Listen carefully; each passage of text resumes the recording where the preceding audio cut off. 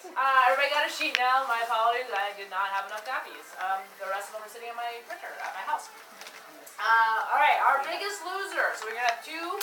We have overall throughout the first 2 weeks, and we have the overall of the 1 week. Miss Crystal Babcock with a 5-pound weight loss this week. And our overall so far, I believe, is... Oh, there you go, Reed. Hold on. Cinda, 6.3 pounds. Alright, so keep up the good work. And everybody, almost every single person was down this week. So that's awesome. Very good. Alright, on your sheets. So a couple things I'm going to talk about today before we go outside. It's really windy. But it's not snowing! Let's give it up for not snowing! So, hey, does everyone remember how much water are you supposed to be drinking? Half your body weight. Half your body weight. Very good. How many people are getting half their body weight? Almost. Good? Good. If you're not, try to increase it. My little bottle over there, I don't know where it went, is 25 ounces. I'm trying to drink 5 of those now. It's about a gallon. I'm trying to drink a gallon of water a day. That's a lot of water. But that's what I'm going to go for. How many people like to enjoy a glass of wine or so at night?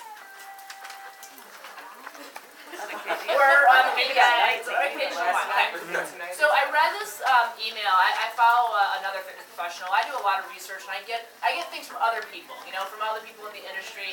And so that's why I put on here today.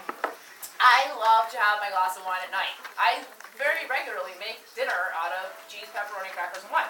It's not the most healthy thing for me to do, but on a quick night, just like everybody else, I don't know if anybody saw my post on Facebook the other day about my bad day.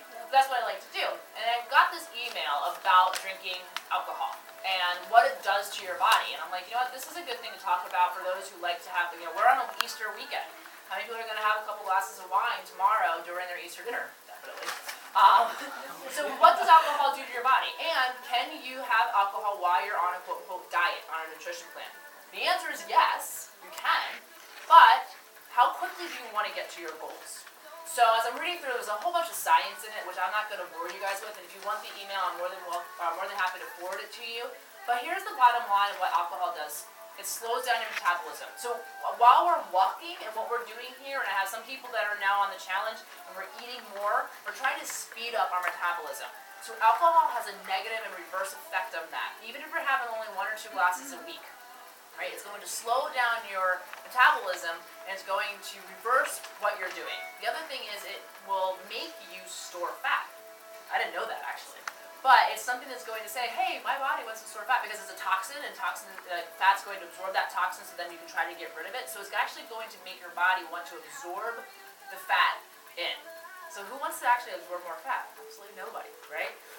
What was that? Let's see what she wrote. There's 3 things on there. It will affect sleep and energy. How many times have you had a glass or 2 of wine at night and then you can't sleep? I do it all the time. I'm like, why did I not sleep very well? So if you're having wine before you go to sleep, and I will actually have a glass of wine and fall asleep on the couch, and then I wake up and I'm like, I did not have a good night's sleep. So lack of sleep will halter weight loss, sleep and stress. So if you're not getting a good night's sleep, 7-8 hours worth of sleep, then your weight loss will stop or slow down.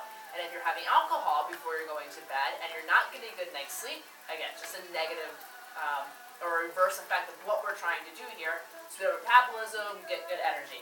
And the last thing is, it's just empty calories. You don't need the extra calories. I'm not somebody who's going to say, don't have your alcohol or a glass of wine or a vodka tonic or a beer while you're doing your nutrition program. Because I won't give that up. I don't expect anybody else to give it up. But if you really want to get to your goals faster and it's something that you can cut out, then you want to try to do that. Any questions about that? Some people is like, hell, I'm not giving that up. I'm one of those people. Some people can very easily. But that's what, I thought it was an interesting article for people who are, the occasional drinker, or I'll be watching my Kentucky Cats play tonight, and I'll be drinking a lot of beer, I'm sure. But that's what it's going to do. It's going to halter some things. 2 other things that came up in discussions on our weigh-ins are, so I won't point out people, but some women in here, we have 1 gentleman. Hey. All right, you can totally tune out right now. Some women in here are pre or during or postmenopausal. All all right? So we all go through this, and it does make weight loss a lot tougher. So when you're getting to a certain age and you're going through menopause, you just have to be more patient, a little bit more diligent about what we're doing and how we're eating, because it is that much tougher. It just, we go through puberty, we gain weight, we have kids, we gain weight, we go through menopause, we gain weight. Sucks being a woman. Guys can look at a scale and drop 10 pounds like this, right? Women, it's just going to be harder. So as we age, just know, and if you're looking at the scale going, what's going on? It's not an excuse. Like, we shouldn't use it as an excuse, but it means that you might just have to work a little bit more harder or just be that much more careful on what you're eating. Cool? Sorry, sucks to be a woman sometimes. And then the other thing, there's another thing.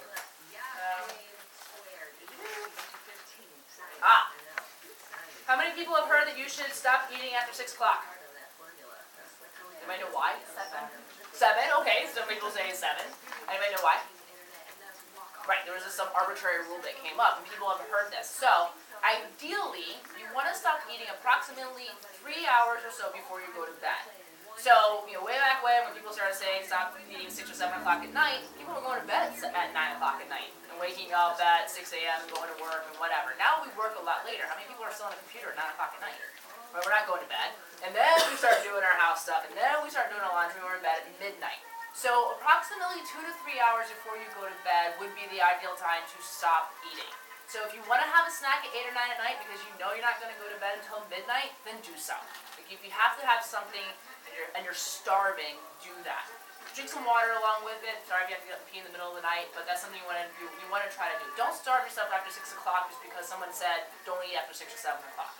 Try to just gauge it out 2 or 3 hours before you go to bed. Any questions on that? All right. On the back of your sheet. Do you see another one? Or right here, back here? Nope. Okay. All right. On your workouts, I've increased your workouts. All right. So now we're going to start doing a little bit more running.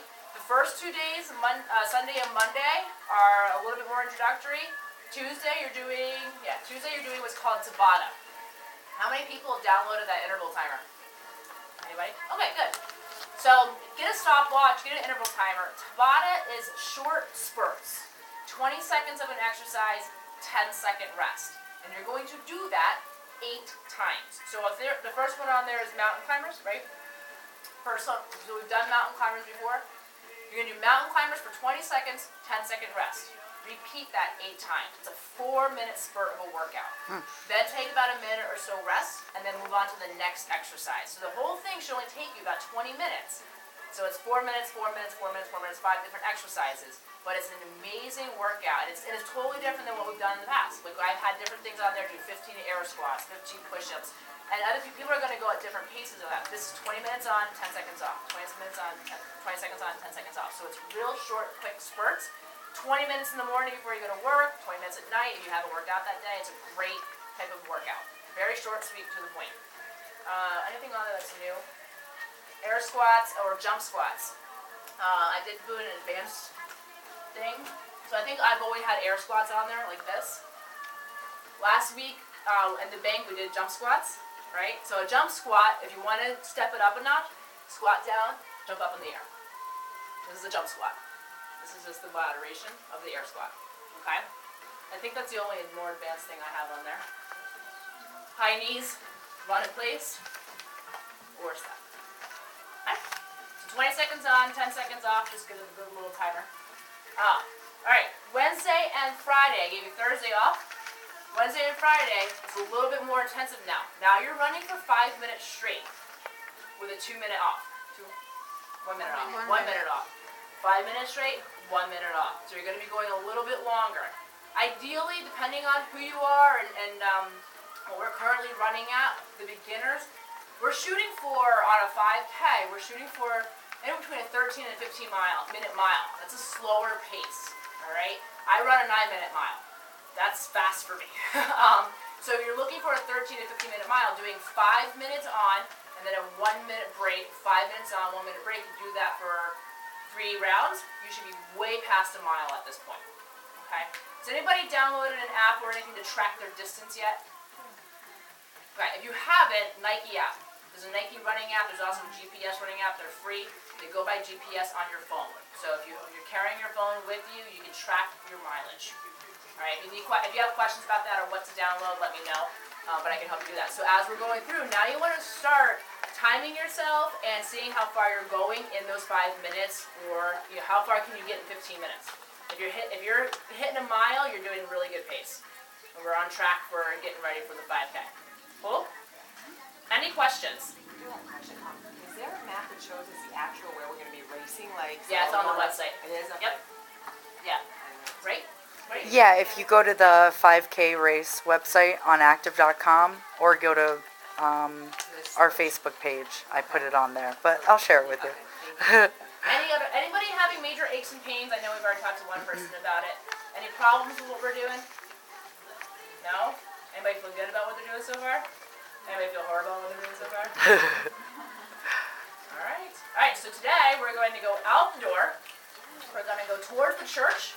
Does everybody know where that Catholic church is right down the street? We're going to take a left, and there's a nice big parking lot in there.